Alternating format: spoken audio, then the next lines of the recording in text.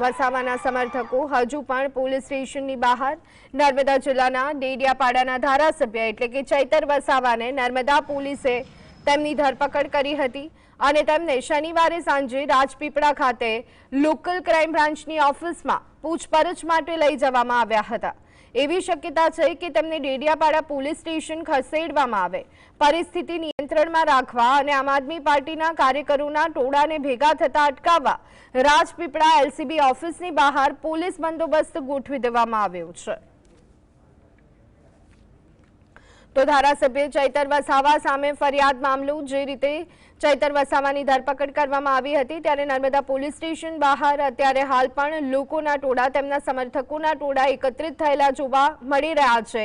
સમાચાર અને ખબર એ પણ સામે આવી રહી હતી કે ચૈતર વસાવાના સમર્થકો અને પોલીસ વચ્ચે ઘર્ષણ પણ સામાન્ય થયું હતું।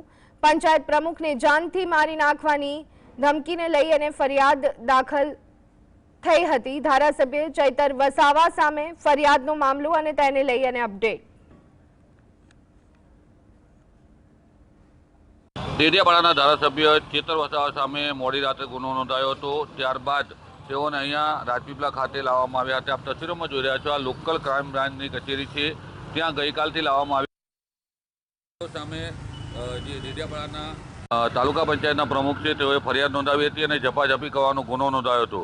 હાલ અહીંયા સુરક્ષા બંદોબસ્ત ગોઠવી દેવામાં આવ્યો છે। આપ તસવીરોમાં જોઈ રહ્યા છો, જે ગત રાત્રિએ બહુ મોટી સંખ્યામાં લોકો આવ્યા હતા અને જેને લઈને સુરક્ષાની તમામ તૈયારીઓ પોલીસે અહીંયા રાખી છે।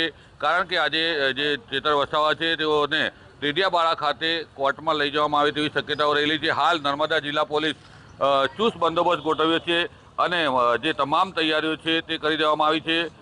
ડેડિયાપાડાના ધારાસભ્ય સામે સરકારી કામમાં રૂકાવટ તેમજ જે તાલુકા પંચાયત પ્રમુખ છે તેઓને મારવાની ફરિયાદ અને જાનથી મારી નાખવાની ધમકીની ફરિયાદ નોંધાઈ છે। હાલ તો પોલીસ સુરક્ષા બંદોબસ્ત વચ્ચે ડેડિયાપાડા લઈ જાય તેવી શક્યતાઓ રહેલી છે। રફીક ધણીવાલા।